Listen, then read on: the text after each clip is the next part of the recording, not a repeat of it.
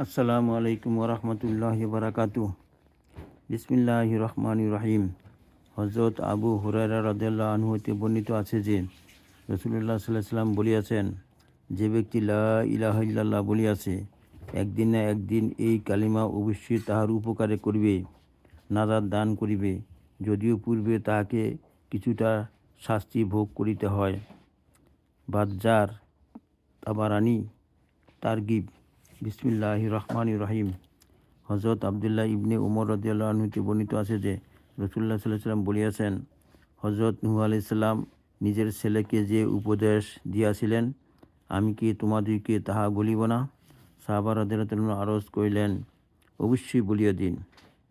তিনি বলিলেন, হযরত নূহ আলাইহিস সালাম নিজের ছেলেকে উপদেশ দিলেন, হে আমার ছেলে, তোমাকে দুটি কাজ করিবার উপদেশ দিতেছি, আর দুটি কাজ হইতে নিষেধ করিতেছি। এক, আমি তোমাকে লা ইলাহা ইল্লাল্লাহ বলিবার হুকুম করিতেছি, কেননা যদি এই কলেমা এক পাল্লায় রাখিয়া দেওয়া হয় আর অপর পাল্লায় সমস্ত আসমান জমিনকে রাখিয়া দেওয়া হয়, তবে কালিমার পাল্লা ঝুঁকিয়া যাইবে। আর যদি সমস্ত আসমান জমিন একটি বৃত্ত ও বেষ্টনীতে পরিণত হইয়া যায়, তবু এই কালেমা সেই বেষ্টনীকে ভাঙ্গিয়া আল্লাহ তাআলার নিকট পৌঁছিয়া যাইবেই। দ্বিতীয় জিনিস যাহার হুকুম করিতেছি তাহা হইল সুবহানাল্লাহিল আজিমি ওয়া বিহামদিহি পড়া, কেননা ইহা সমস্ত মখলুকের ইবাদত এবং ইহারই বরকতে সমস্ত মখলুককে রিজিক দেওয়া হয়।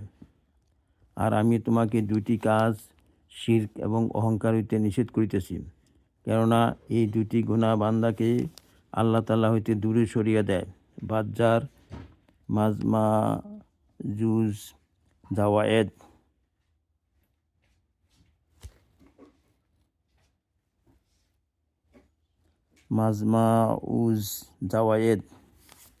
বিসমিল্লাহির রহমানির রহিম। হযরত তালহা ইবনে উবাইদুল্লাহ রাদিয়াল্লাহু আনহু হতে বর্ণিত আছে যে নবী করিম সাল্লাল্লাহু আলাইহি সাল্লাম বলিয়াছেন, আমি এমন একটি কালেমা জানি, যাহা কোনো মৃত্যু নিকটবর্তী ব্যক্তি পাঠ করিলে তাহার রূহ শরীর হইতে বাহির হইবার সময় এই কালেমার বরকতে অবশ্যই আরাম পাইবে। আর উক্ত কালিমা তাহার জন্য কিয়ামতের দিন নূর হইবে। ওই কালেমা হইল লা ইলাহা ইল্লাল্লাহ। আবু ইয়ালা, মাজমাউজ জাওয়ায়েদ। বিসমিল্লাহির রহমানির রহিম।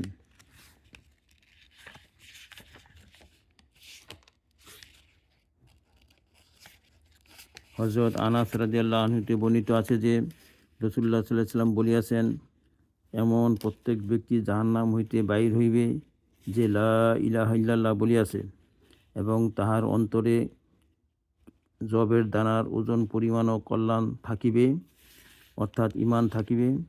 অতঃপর এইরূপ প্রত্যেক ব্যক্তি জাহান্নাম হইতে বাহির হইবে যে লা ইলাহা ইল্লাল্লাহ বলিয়াছে এবং তাহার অন্তরে গমের দানা পরিমাণও কল্যাণ থাকিবে,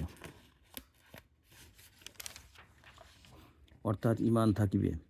অতঃপর এরূপ প্রত্যেক ব্যক্তি জাহান্নাম হইতে বাহির হইবে যে লা ইলাহা ইল্লাল্লাহ বলিয়াছে, তাহার অন্তরে এবং তাহার অন্তরে অনুপরিমাণও কল্যাণ থাকিবে। বুখারী। বিসমিল্লাহির রহমানির রহিম। হযরত মিকদাদ ইবনে আসওয়াদ রাদিয়াল্লাহু আনহু বলেন, আমি নবী করিম সাল্লাল্লাহু আলাইহি সাল্লামকে বলিতে শুনিয়াছি যে জমিনের উপরে কোনো শহর, গ্রাম, মরুভূমির এমন কোনো ঘর অথবা তাঁবু বাকি থাকিবে না, যেখানে আল্লাহ তাআলা ইসলামের কালিমাকে দাখিল না করিবেন। যাহারা মানিবে তাহাদিগকে কালিমাওয়ালা বানাইয়া ইজ্জত দান করিবেন, যাহারা মানিবে না তাহাদেরকে অপমানিত করিবেন। অতঃপর তাহারা মুসলমানদের অধীন হইয়া থাকিবে। মুসনাদে আহমদ। ইয়া আল্লাহ, আমাদেরকে আমল করার তৌফিক দান করুন।